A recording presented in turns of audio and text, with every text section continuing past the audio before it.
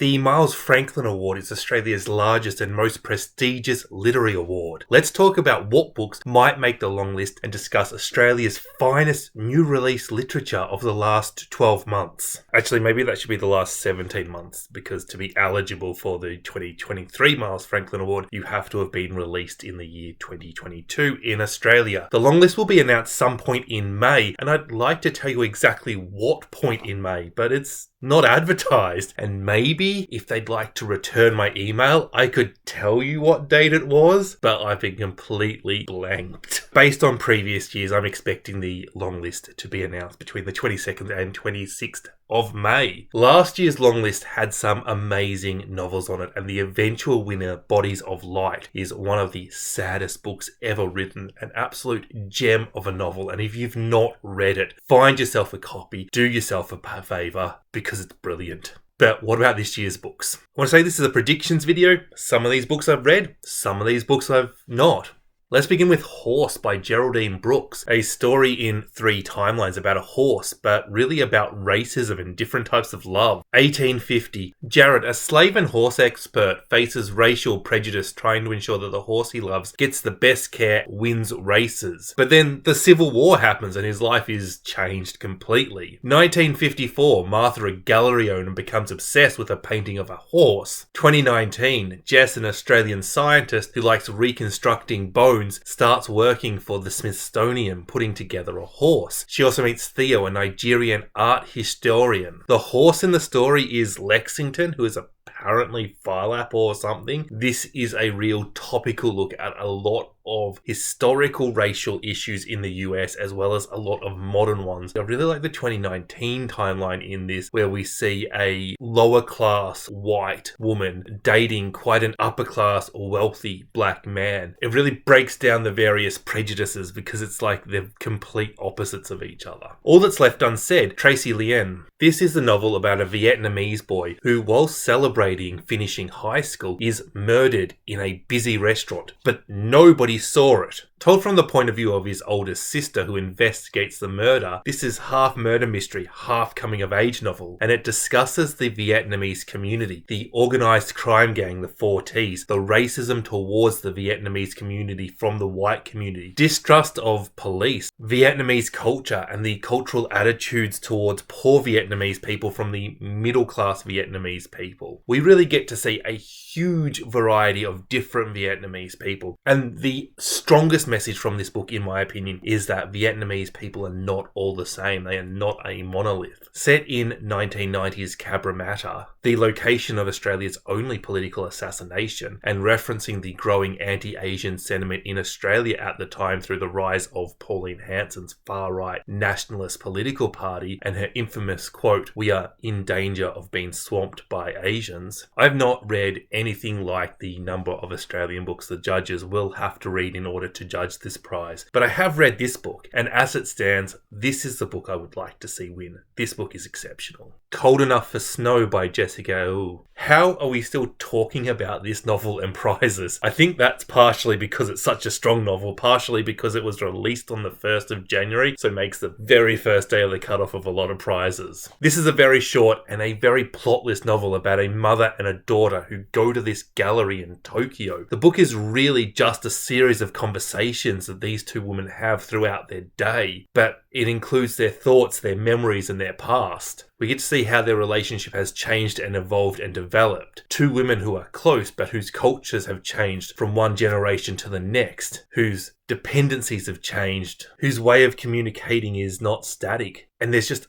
a lot to unpack in this tiny, tiny little novel. Sunbathing, Isabel Beach. Set in Melbourne and Italy, this follows a young woman whose father has recently committed suicide, and she's suffering from both the grief of losing a father and the question of things like, was I not enough for you to live for? Then she goes to Italy for the wedding of her friends Julia and Fabrizio, and it's a restorative experience. The Moorish but simple scene of roasting eggplants and tomatoes and mushing them together and eating them with crusty bread and olive oil really just stands out to me. All of this simple food while our protagonist is reflecting on her life. How nourishing, how building of her. This is a really sad book about grief, but it's also got that last days of winter feel to it. The first days of spring, the new green coming to the top of the soil. This is a real introspective book about being a woman, and it's going under the radar quite a bit. If you like Aussie literature, don't miss this one. This is a must-read novel. So those are the 4 books that I have read on the shortlist, and I feel that they really sort of complement each other. They all add different things to the shortlist. They're not the same sort of books. And they're all of a fairly high quality, although in my opinion, some of them are better than others. The other 8 books I'm mentioning here, these are books that are just, I'm going off hype, I'm going off reviews, recommendations. And I'm going to start with Lanika, Burning by Gail Jones. This is the Miles Franklin Prize, and who better to take inspiration from for a novel than Miles Franklin, who in this novel is referred to by her nickname Stella, which explains another Australian literary prize. This book also contains other real-life characters in the form of Olive King, Grace Palenthrope, and Stanley Spencer. It takes place in a Greek island during a 1917 bombing, and it's an examination of both the devastation of war and the social upheaval that it causes. It's not only receiving lots of great reviews, but Gail Jones is just a well thought of, solid Australian author, although I've not actually read any of her book, but hopefully I will end that and read this one soon. Abomination by Ashley Goldberg. Ezra and Jonathan are friends at an Orthodox Jewish academy. Then there is some sort of scandal, and 20 years later the two meet again. Ezra is now an atheist, Jonathan a rabbi. What really captures my attention about this novel is that it is a look at a closed religious community, and it's going to discuss that faith versus family and friends, and it's advertised using the quote, "He who turns his ear away from the Torah, even his prayer is an abomination." This novel has already run the Debut Fiction Prize at the 2023 National Jewish Book Awards and the 2020 Kill Your Darlings Unpublished Manuscript Award. Guess it got published since.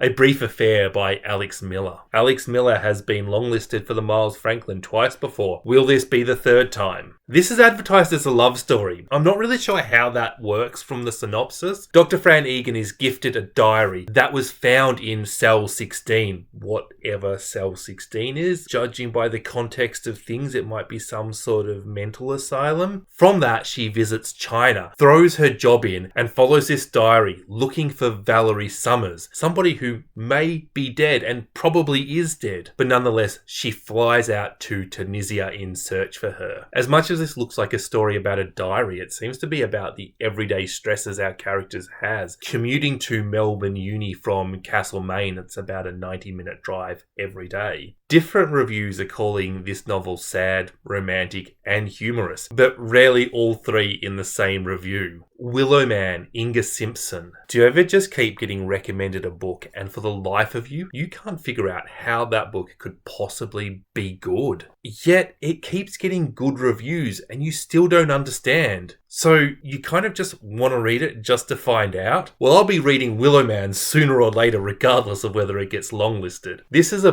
book about a man who makes cricket bats, hence the title, Willowman. He makes friends with a young cricketer who is slowly becoming very successful, set at the introduction of T20 cricket. And I find the success of cricketers really curious because top earning cricketers earn big money, but there really isn't a big gap between the top earning cricketers and the grade cricketers who have to support themselves by working a job during the week. Well, that's the case in Australia anyway. Other countries might be different. But look, I really don't see how that alone makes a book. And this is doing my head in as to how so many people are loving this book because the positive reviews and you all in the comment section are telling me this is a good book. So it must be doing something special that I don't understand, that I can't see from the blurb and the reviews, which in turn makes me really excited to read this book. And I guess the alternative is it really is just as simple, but it is done magnificently, in which case that also makes me really excited to read this book. Losing Face, George Haddad. This is a queer Lebanese Australian novel. Australia is made up of like a diverse multicultural tapestry. There's a lot of people from different ethnic backgrounds. One of the largest ethnic backgrounds in Australia is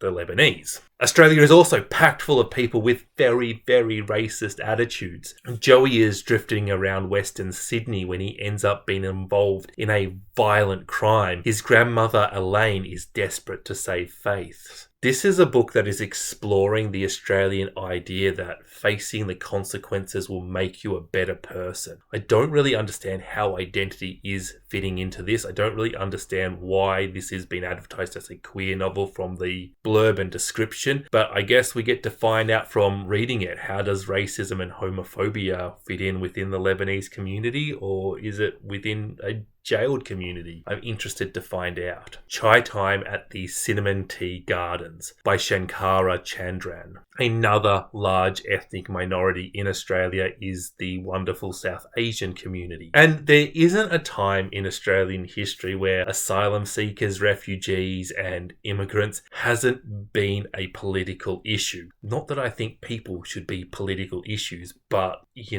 our country is fucked. I really think it's important that one of our biggest literary awards showcase the big issues in Australia and the diverse literary community we have at the same time. Specifically, this is about the Tamil people. If you don't know about the Tamil Tigers and the Sri Lankan Civil War, there was a lot of people forced to flee Sri Lanka without papers, because if they carried papers, they could get assassinated, only to then arrive in Australia and being accused of being deliberately undocumented, deliberately destroying their identification, and being faced with indefinite detention and the threat of deportation back to their country. Then, if they were lucky, they got to live in this wonderfully racist country. This is a book that combines all of that sort of stuff in with the inheritance of an old folks' home. I will say the title doesn't match the content. Denizen, James Mackenzie Watson, a debut novel about mental health and self-harm.